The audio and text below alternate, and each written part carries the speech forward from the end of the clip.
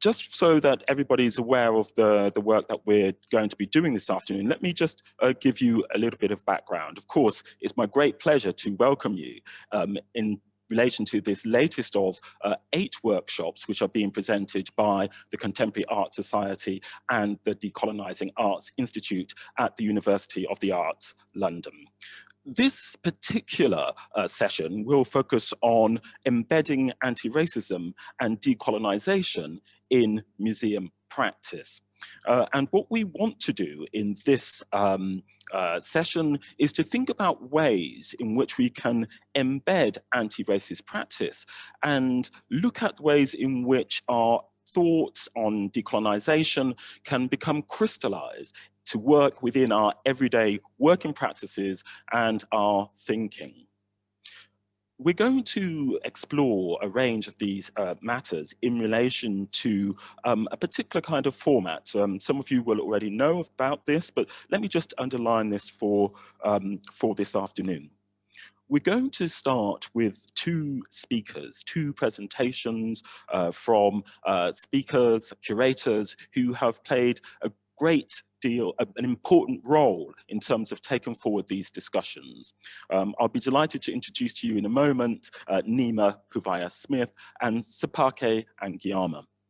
But before I introduce our speakers for this afternoon, let me just talk to you a little bit about that format and what we're going to do to take our discussions forward. After our speakers have given their presentations, we will have a brief discussion, after which we will have a comfort break, a short comfort break for about 10 minutes, and then we'll come back to go into breakout sessions, and our breakout sessions will last about an hour each. And after the breakout sessions, we will be moving into a feedback session so we can share many of the discussions and insights that have come through our breakout sessions. I want to just encourage everybody, although this format may be a little less intimate than might otherwise be usual, I would like to encourage everybody to take this opportunity to share frankly their experiences in relation to the work that's being done. I certainly am someone at the moment who, coming out of lockdown, coming out of a period of reflection, is returning to some of the important and significant questions in relation to curatorial practice. And this is something that I've been encouraging and engaging with in important discussions with students, colleagues, and academics in recent months and weeks. So we certainly see these conversations as part of that general work of reflection and consideration of key critical issues. So in relation to that, let me just emphasize that although we will be recording this afternoon's discussions, the records will be transcribed anonymously. So people, although the direction and import of our conversations this afternoon will be kept and will be held for future discussion, no names will be attached to any thoughts or any positions taken. And that enables us, as I'm sure you will appreciate, to take much store from many of the discussions this afternoon without feeling that anybody has to be held to any given position. It's the only way, I believe, that we're going to be able to move forward on many of these significant matters. So please do. If you do have any questions, I'm sure you can contact the organisers in relation to those questions about any anonymity, but please rest assured this has been carefully considered and has been designed in order for us to have some frank and useful open conversations. So in relation to that point then, allow me to now introduce our 2 speakers for this afternoon. it's my great pleasure to be welcoming them both to the screen. I wish I were welcoming them both to a stage and offering them drinks and hurrahs, because they're two people whom, with whom I've worked for many years and about whom I've known their struggles. I've understood their triumphs. I've understood the ways in which the contribution that they have made to our profession for many years. And I'm grateful to them both for the things that I've learned from their work. Let me begin with Dr. Nima Puvaya-Smith, who I had the pleasure of meeting, let me just say, some decades ago in the early part of my career.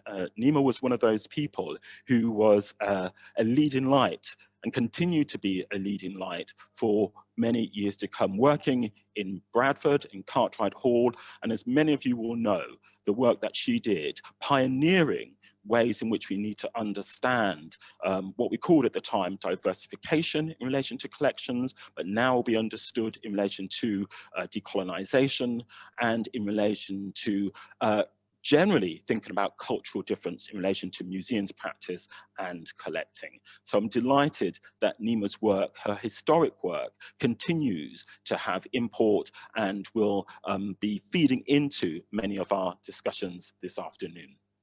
So welcome, Nima. I'm also delighted to welcome to the platform Sipake Angiama. Sipake is the director of INIVA, the Institute for International Visual Arts, and many of you will know the importance of the work of that institution for decades, but also Sipake's important work in relation to work she's done in relation to biennales, work that she's done in relation to rethinking our relationship to artists, and particularly I'll be delighted to welcome her to talk today about INIVA's initiative on Future Collect. So we very much welcome you to the platform today, Sipake. With no further ado, let me welcome Nima to give her presentation to talk to us about her historic work, but also the ongoing initiatives that she has pioneered. Nima, over to you.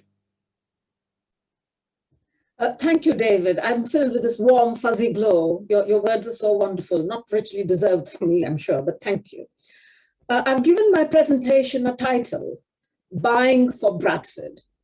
When I began the collections program for Bradford Museums and Galleries in the very late 80s, the vocabulary and terminology, as David said, were very different. Decolonizing museums, for instance, was not a concept that had currency then. Decolonized is a powerful and effective term, one that is easily understood by the public and academic alike and has global resonance. It may be a term that's revisited in the fullness of time, but currently it does capture the zeitgeist. But there have, of course, been a number of precursors to decolonizing museums even before this term became part of the lexicon.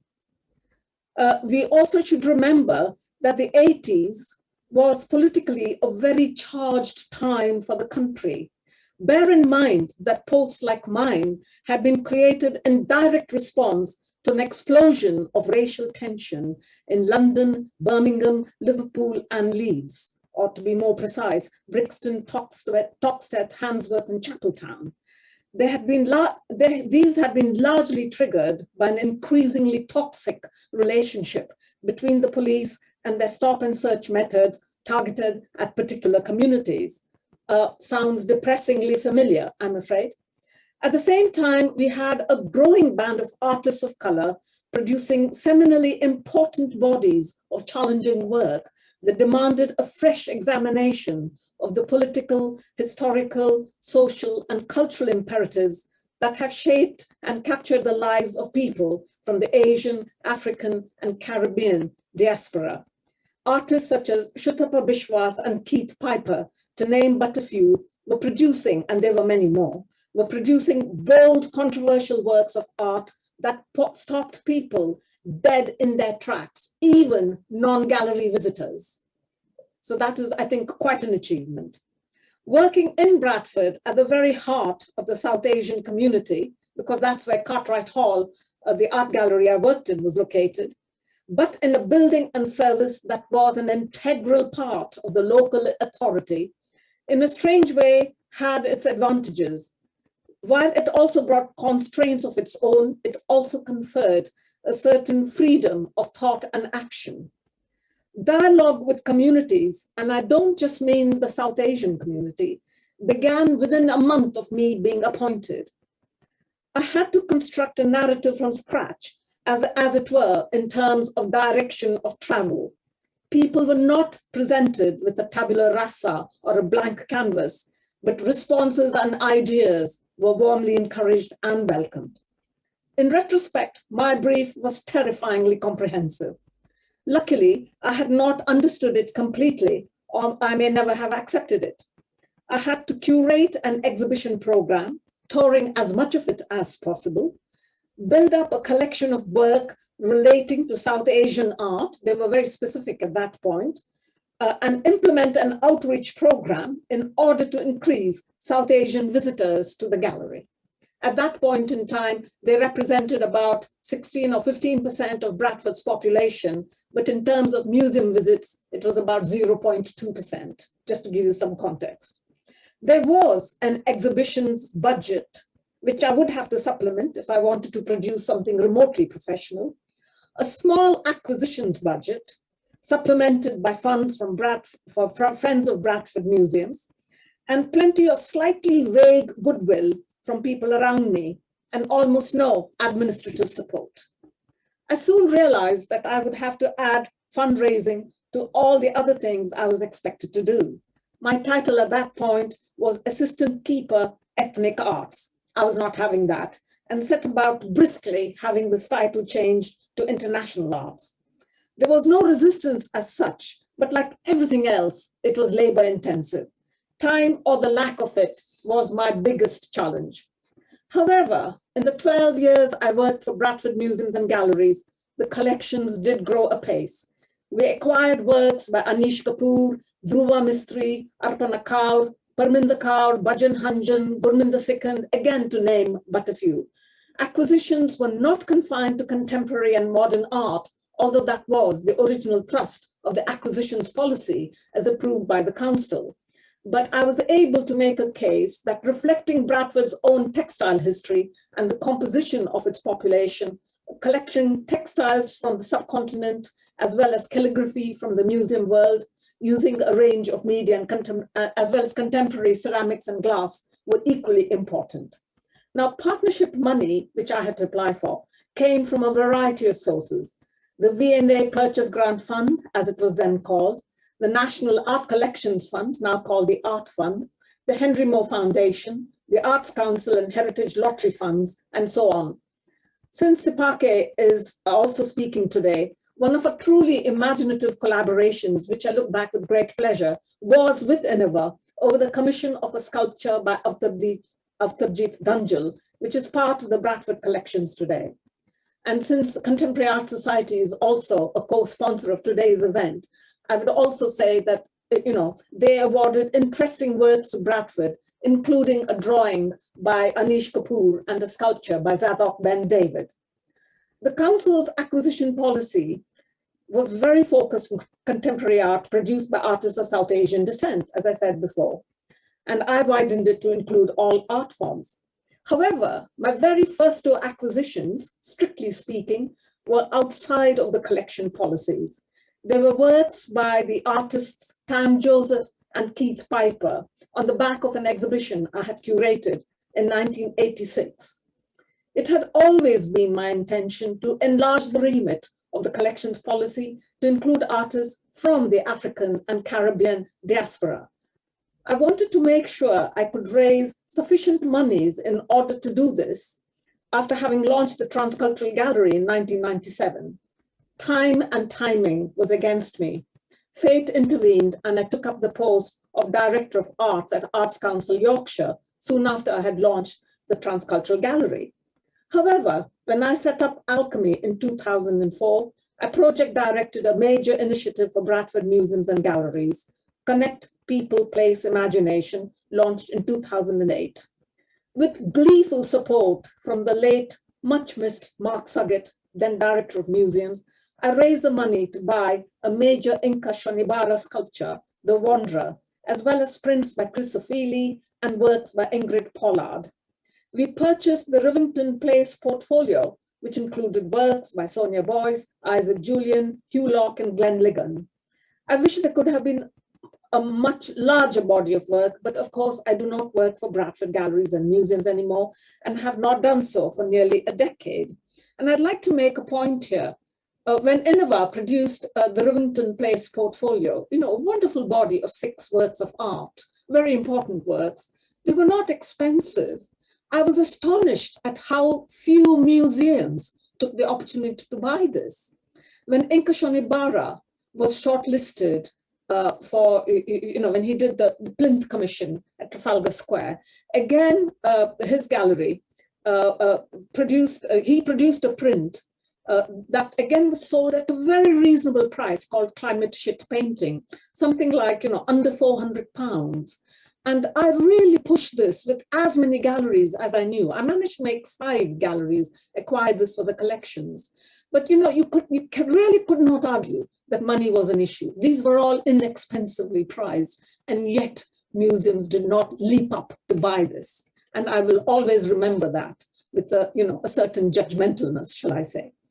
Having this collection meant that Bradford could provide a much deeper, richer, and more contextualized insight into the past and indeed the present. We could juxtapose works that had not been juxtaposed before. For instance, a Bollywood poster of Rekha, the Bollywood actress, with Andy Warhol's Marilyn. Through themed exhibitions, we could take works beyond the context of culture, chronology, and medium for lateral explorations through which numerous hidden links were foregrounded. It was a scary, exciting, and exhilarating time, and I will remind curators of today not to forget the excitement and not to forget the enjoyment, because you need the adrenaline to make these things work. And so, thank you very much. Thank you so much, Nima, for that presentation. I'm sure we'll be able to pick up on a whole range of matters that you've raised today. I'm delighted to welcome Sapake to talk to us and reflect on some of the initiatives which she and her team at Innova are taking forward. Thank you, David. Thank you, Nima. It was so wonderful to hear you speak. It's often the case, I think, that working with Innova, that we find friends near and far of Innova over its 27-year history. And so it's really wonderful just to hear about also some of the projects that you've done with Innova. And I have actually the publication of the artist that you mentioned. So I'm going to sort of speak for about 7 to 10 minutes, and then I think I'm going to show you a development in our project Future Collect. So for those of you who don't know me, my name is Sapake Angiyama, and I'm the artistic director of Innova. I joined Innova in January last year, in 2020.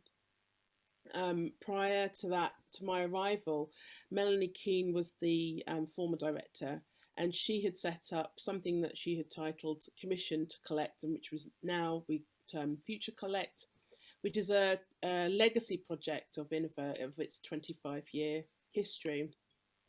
Innova stands for the Institute for International Visual Arts. It's an evolving radical visual arts organisation with an artistic programme reflecting on the social and political impact of globalisation.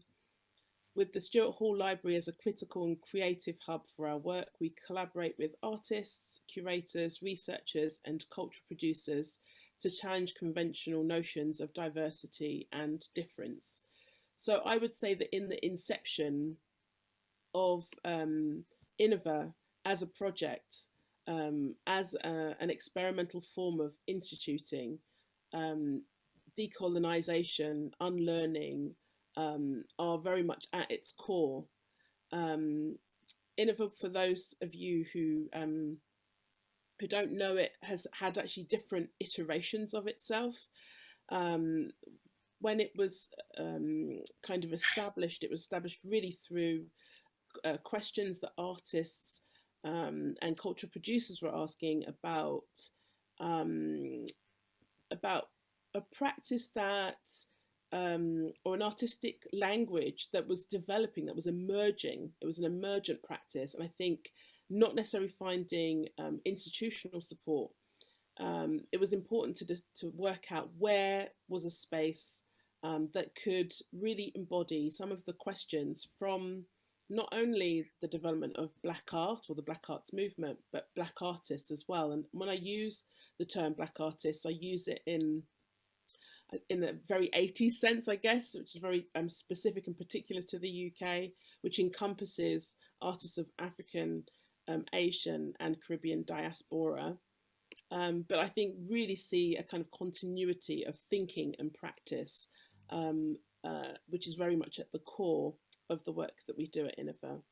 So how can an institution support a community of artists that were finding their own voice that was shaped through the experience of shared imperial and colonial narratives? How did they shape and form new subjectivities in Britain? And how was this articulated in visual art? In the United States, there was a model of the museum which took into consideration different cultural narratives or geographies, like the Studio Harlem Museum, for example, with a focus on African diaspora and African American artists, Jewish American Museum, the Latino American Museum, that took into consideration migration narratives and histories.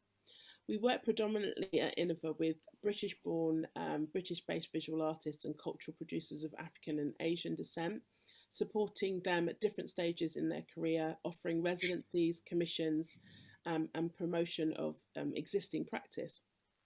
Our aim is to build a greater body of knowledge around the practitioners with whom we work to ensure the legacy of their practices for future generations. We engage a wide audience, particularly young people, through work with schools and community outreach in discourse and debate on issues surrounding politics of race, class and gender. Innova was launched in 1994 under the leadership of a renowned academic professor, Stuart Hall, a seminal conference at Tate Britain entitled Towards a New Internationalism. Established with the significant support from the Arts Council England, Innova grew out of a campaign for Black and Asian artists to be given more prominence and attention by the mainstream visual arts sector. Innova quickly gained a reputation for innovation and co-produced over 60 exhibitions with over 300 partners, and we still continue with a model of partnership and collaboration today. Through commissioning, Innova continues to play an important role in the early careers of artists. We also are the kind of home for the Stuart Hall Library, which is a specialist public access art collection with a focus on African, Asian, Latin American and British-born, British-based artists of diverse cultural backgrounds. The library programs talks, exhibitions, very much small scale, and but we are very much interested in thinking about how the library is a hub for thinking and research that kind of develops not only artistic practice and cultural practice, but also helps us to expand the curriculum. Innova's distinctive and challenging education programme has helped to establish and support artist collectives working in the community to build art therapists, working in partnership with artists in schools, as well as in local communities. So in the development of Innova, there was a need not only to have a space that articulated the visual arts practice, but also an articulation of language around these practices. And our focus very much at the moment is thinking through research models. And I think in this way, Innova is very unique because of the sense of developing models of practice, not only for themselves, but actually as a way to transform the cultural landscape.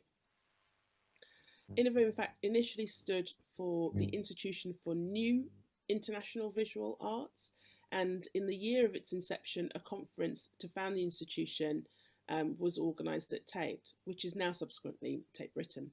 It began as an agency working in partnership with over time and became a gallery-based model in 2008.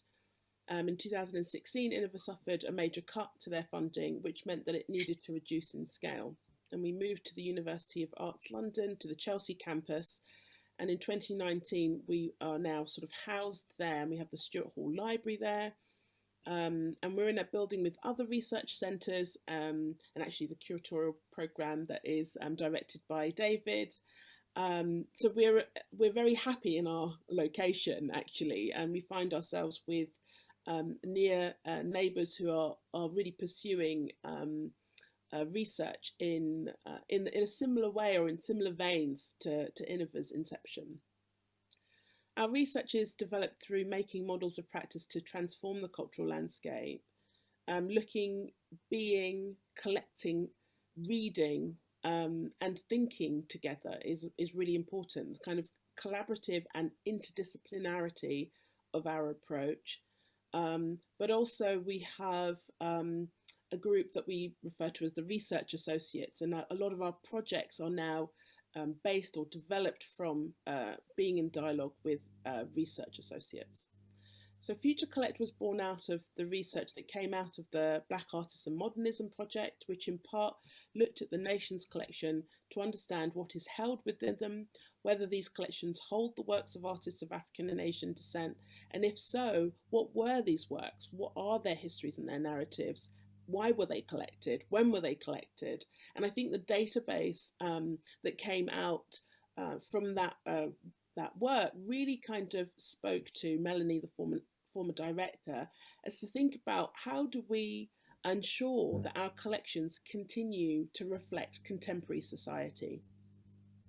So Future Collectors was born as a project, and there are three main aims of Future Collect: to produce an outstanding new artwork by an artist of African and Asian descent, British born or based, to be subsequently accessioned into museum or gallery collection. And I think obviously that model of commissioning an artist to make a work for a collection is something that we've very much had to kind of work through. What does it really mean to commission an artist to make a work that responds to a collection, or whether this work would be need to have a kind of direct correlation or relationship with the existing works within the collection. The second objective is to transform curatorial practice around commissioning within major British art galleries and museums. So also thinking about the model of commissioning and thinking around the collection also as an opportunity to develop curatorial thinking and practice. So with each of our commissions, we also have a curatorial traineeship.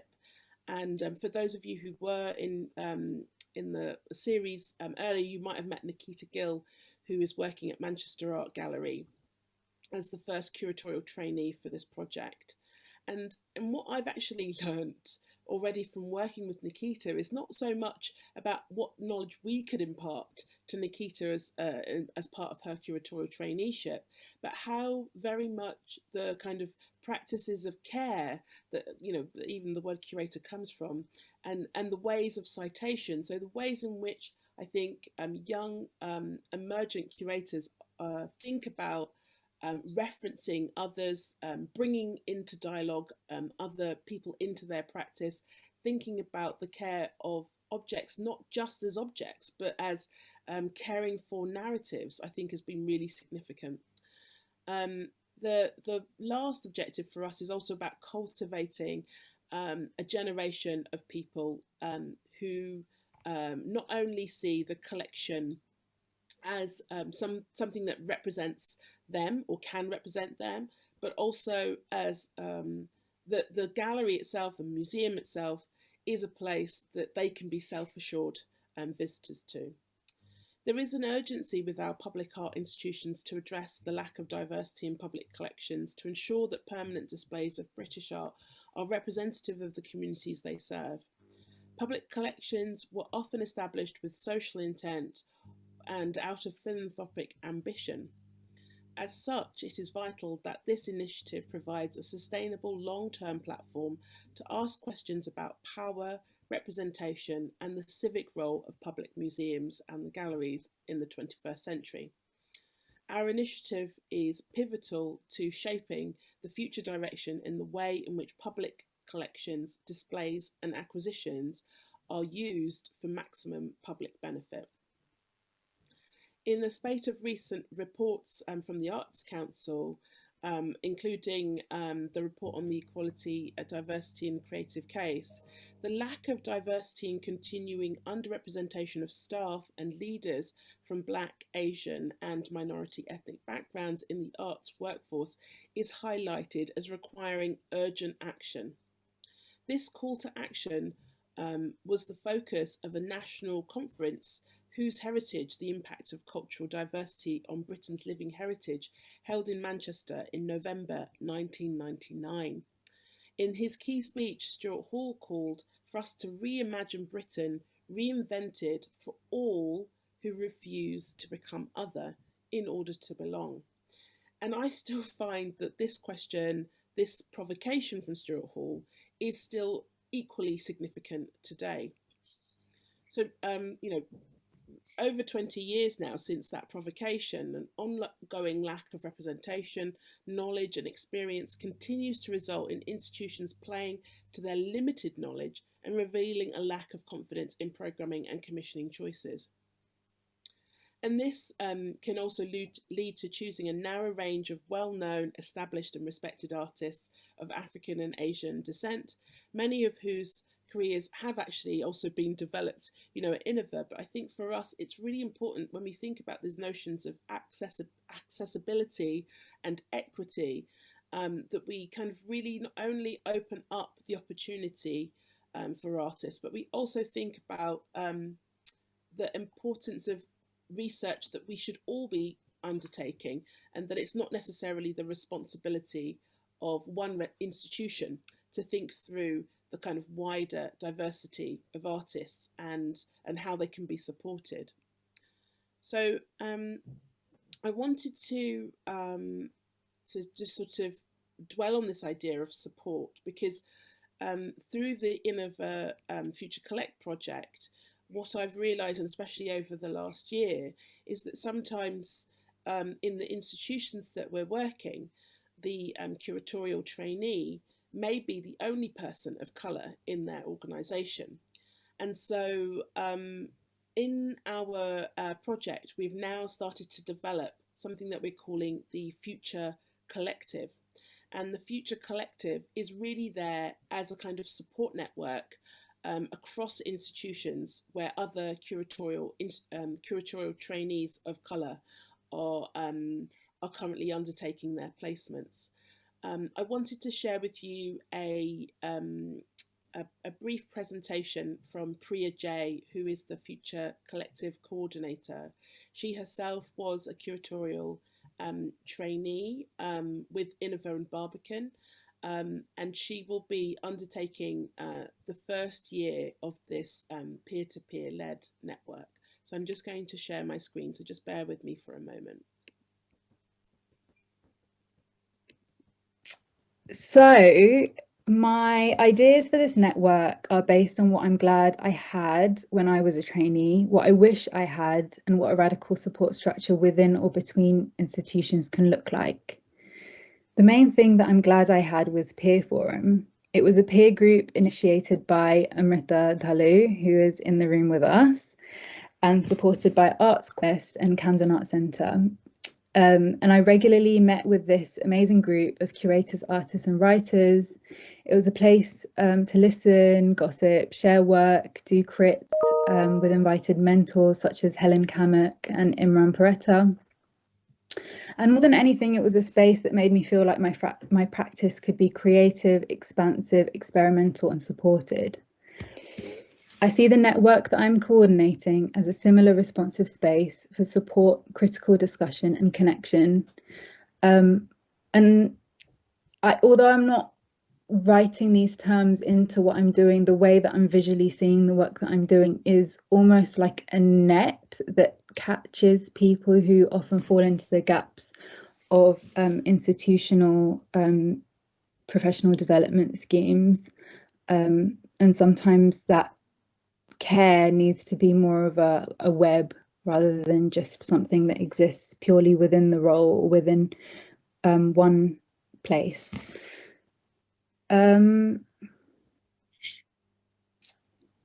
So yeah, I see the network I'm coordinating as a similar responsive space for support, critical discussion and connection. Over the past few months, I've been in conversation with people who are past trainees, are current trainees, who have been trainees, who have been part of these types of initiatives, or who have been kind of just, who are early career practitioners within institutions that are trying or sometimes failing to support them. And some of the things that were said were a space to come. I need a space to come together, to be introduced, to talk, to be in dialogue with others. I lacked confidence and belief in what my interests were.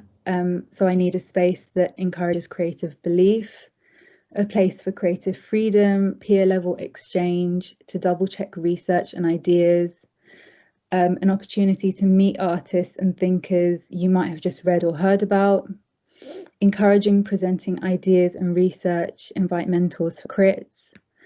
Potential themes to explore together would be how to build your creative practice.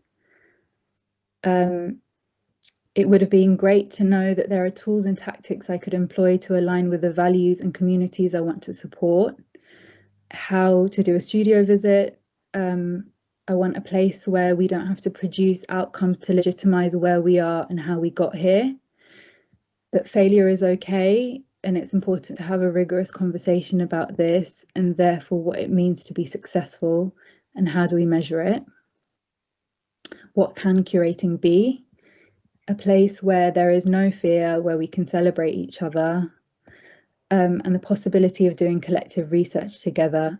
So we might want to put something out together, something that's useful beyond a traineeship. So for the past 3 months, I've been researching through reading, listening, remembering, and having lots of conversations. And as I said before, I don't yet know what this network will actually look like because it will be shaped by the people that gather. These are the approaches and methodologies that I found especially useful that I'll be reminding myself of as I put this together. And this first one is actually something that I hope others will remind me of as well. I don't want to play into burnout in any way, whether it's my own burnout or burnout of other people. So I want to coordinate in such a way that is spacious and giving, and it can be imagined to grow as and when new people come in, other people leave, that there's a sustainability to that. And also just to say, even though this seems quite conceptual right now, a lot of this is coming from my lived experience, other people's lived experience, and just to reiterate, a lot of the concrete structures of what this network may look like will also be changing and collectively informed. So sustainability, imagination. I would love for us to be able to root in the power of imagining and speculating another way, another world, another future, and what's possible. For us to be able to study together, to read together, to discuss, to produce and share knowledge together in really low pressure, informal, loving, horizontal ways. I found that actually when I was facilitating workshops at Innova as part of my traineeship, that was what study felt and looked like to me, and it was really enjoyable. And some really dense topics were able to be digested in those ways. So I think that being able to offer something like that would be great. Conversation, and really just to be able to have open space for conversation without any direction or purpose, and to be able to get things off our chest that we need to.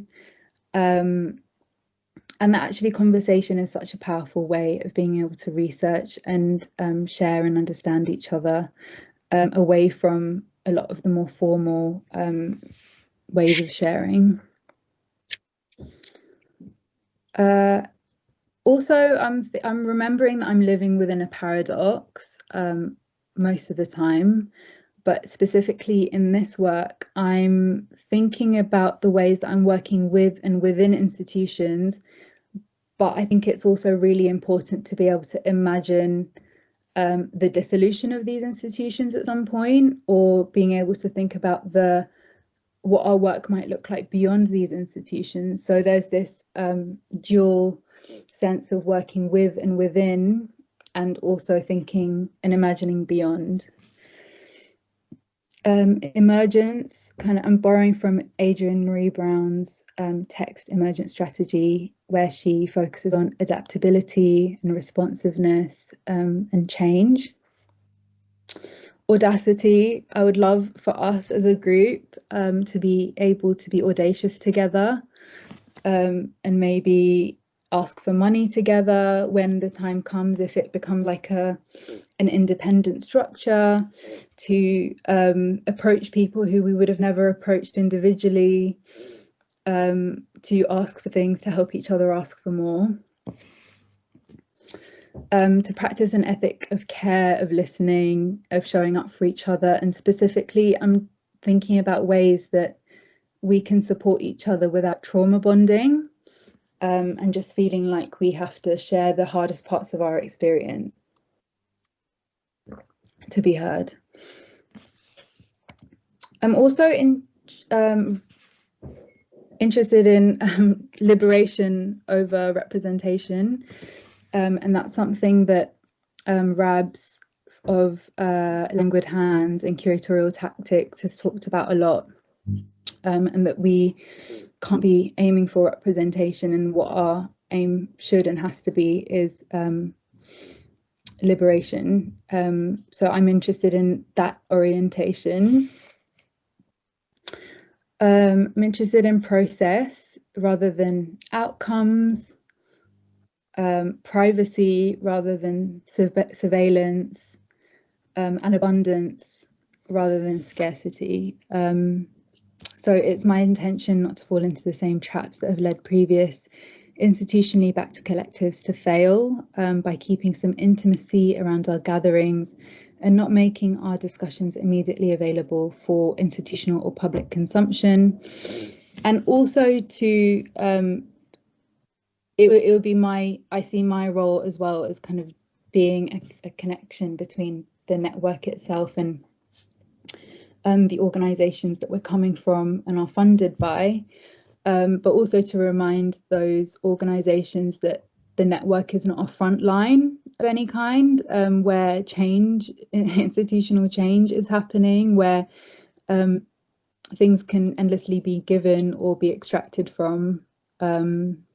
And that's something that I'll be active about. And again, just to speak on those extractive practices, I don't want to encourage trauma bonding, which it can be. I've experienced and have noticed in a lot of support structures in the arts, and especially those that gather people who are on precarious or short-term contracts. So all of this hopefully is in direct contrast to the outcome orientation, the surveillance and the scarcity that is reproduced within the arts sector, which breeds exceptionalism, competition and tokenism. Okay. Hopefully. Yeah, so I'm just going to end there. But I guess there was two questions that I had also for you, and maybe you can just write those down, but something to think about. But what is your work in support of, and what supports your work? Because I think, in terms of thinking through decolonisation and anti-racist practices, I think it's also sometimes thinking about the disposition that you don't necessarily recognise that your work might be or may not be supporting. So yeah, so think for yourself, what is your work or your practice in support of, and what supports your work or your practice? Thank you. Thank you so much, Sapake, for that rich and engaging presentation.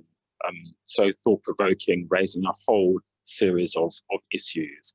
And particularly, I enjoyed the way in which you underlined this question of care and ended with those questions about what supports our work and what support can be offered.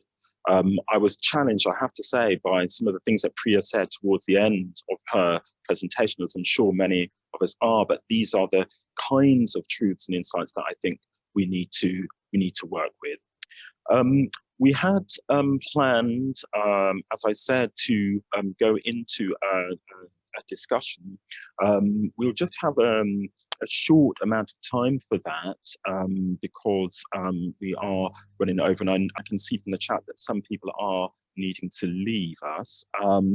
But if I can just underline that after the break, we will be joined by Ashley Baris, who will be leading one of the workshop groups, and I will also be leading one of the workshop groups as well. We've got just a few minutes to 2 o'clock to our break.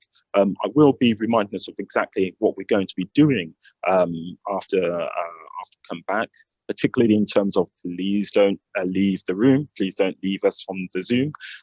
But before I go on to that, perhaps we can just pick up on one or two of those issues in just these few minutes that we've got left. And perhaps I could invite Nima back just to pick up on some of those things, those headlines that Sipake and Priya talked to us there in terms of this question about care and support.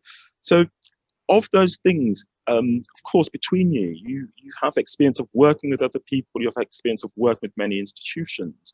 What headlines, what 3 points in relation to care and support would you invite our participants and audience today to be thinking about in terms of taking forward these questions in relation to collections and acquisitions practices and supporting those who are doing that work? Nima, over to you. What would be your pointers? I think one of the things we have to take on board that when you embark on something of this nature, it can be very stressful because you can get hostility and opposition from colleagues. You can get it from the local and national press, and I've had both of the latter.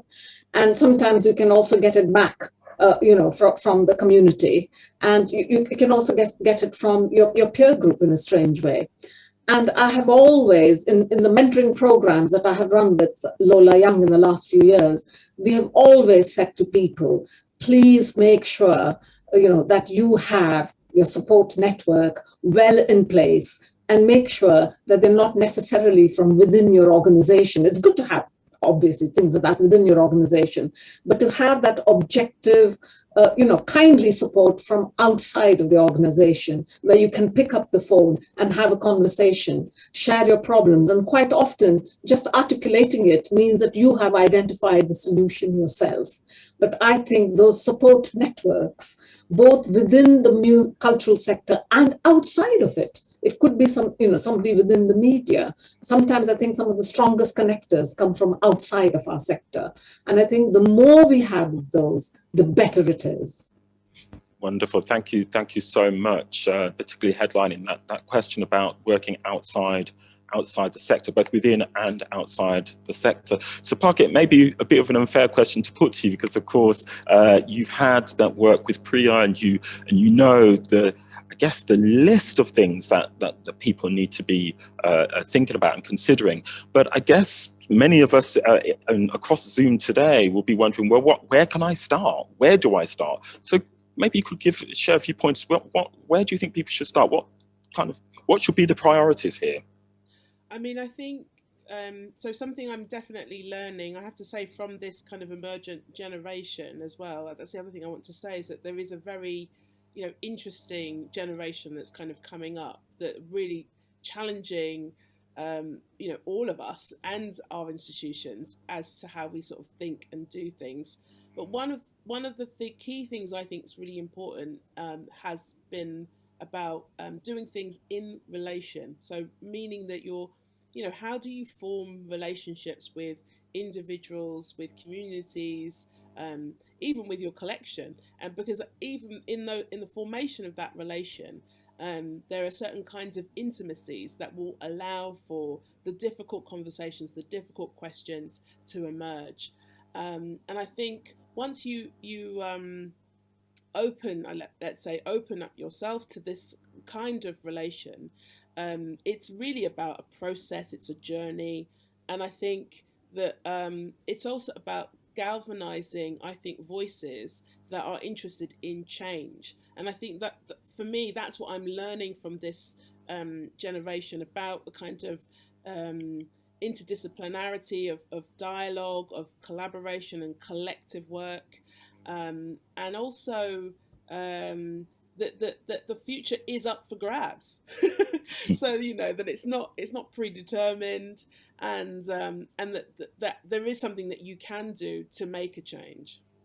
That's wonderful. That's a great encouragement there, and a clarion call, I think. Let me have my own clarion call now to those of you who may have any questions. We do have a little bit more time, actually, for questions. So if you've got questions, please do put them in the chat. I've got plenty of questions to ask, and I've got the microphone. So, if you leave it to me, I will just follow through on my own curiosity and my own agenda. So please do, if you have any questions, take advantage of the use of the chat. I'm just going to carry on just around that question of that you both have put, actually, in different ways, around galvanizing voices and support, and believing that there is an impetus for change.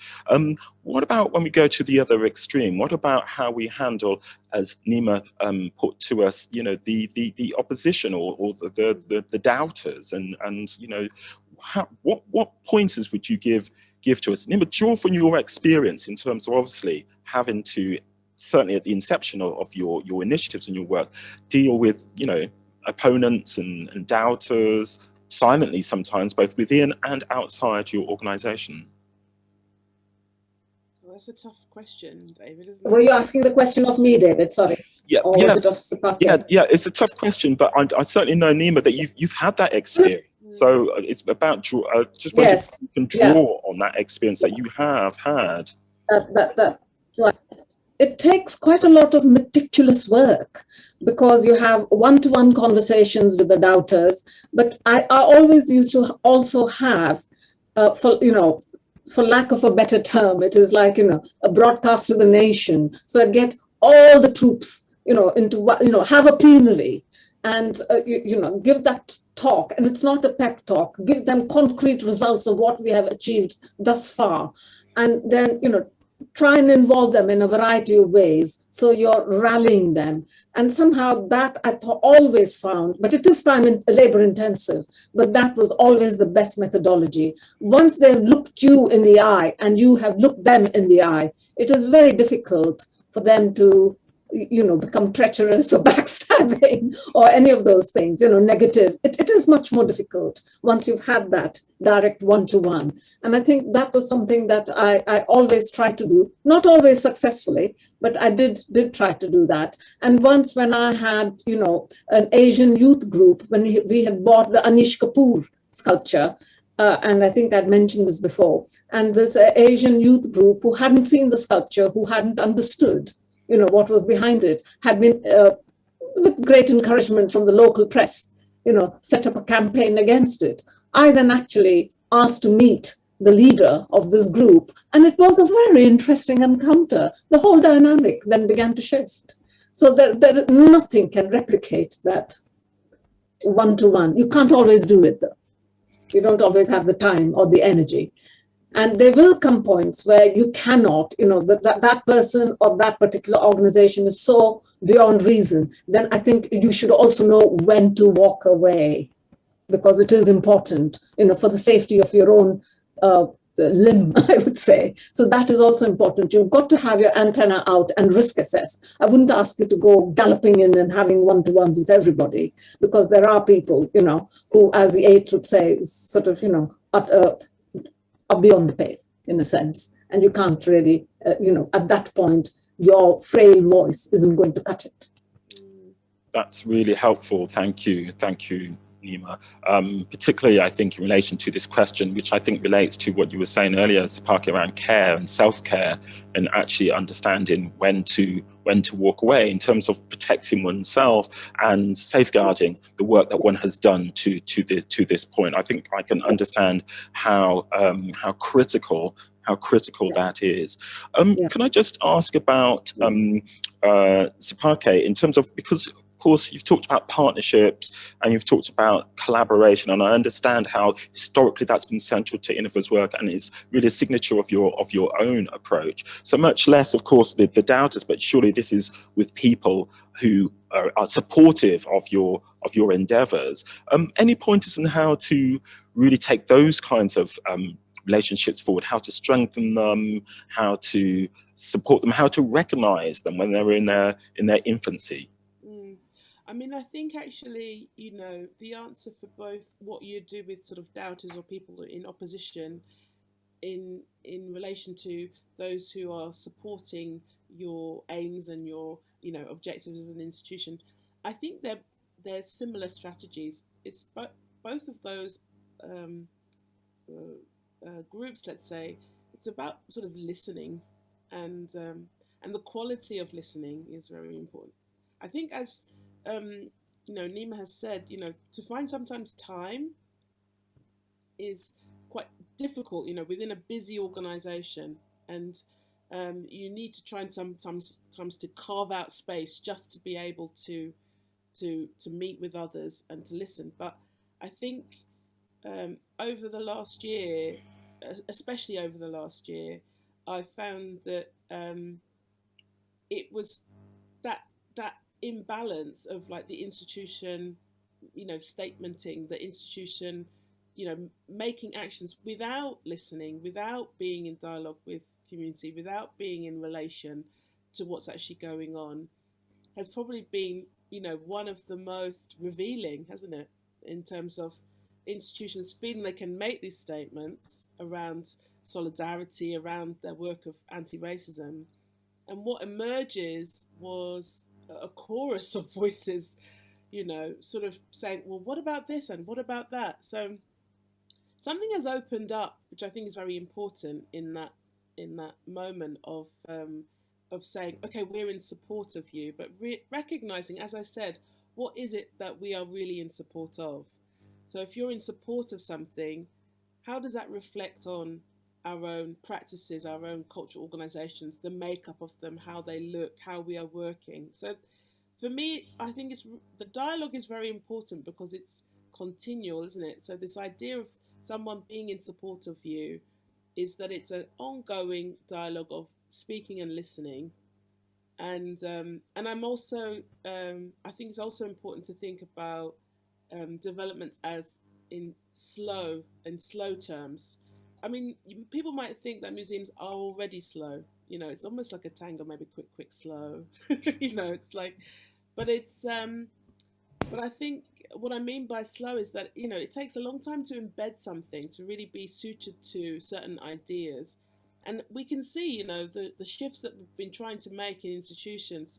It's been a long project. It's not just now. So I feel as though it's really important. The reason why I mentioned about the slowness is about making sure that something is embedded properly and cannot be easily removed or extracted from practices of an institution.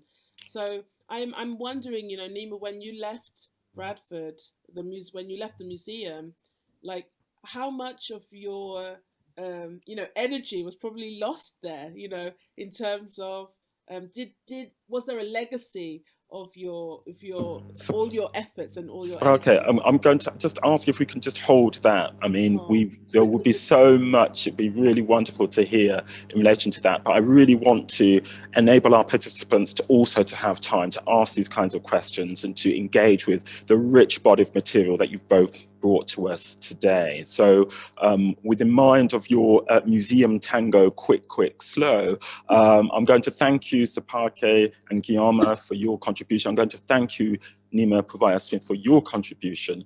I'm going to encourage us all now to take a comfort break, to a leg stretch. Remember, we're embodied beings, and to express some care. Please also care for your machines too. Don't leave the Zoom meeting. maybe put your machine to sleep, to rest, but don't leave the meeting, please.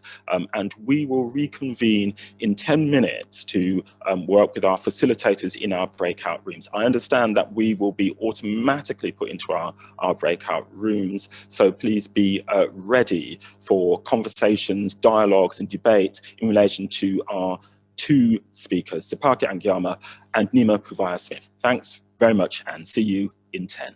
See you.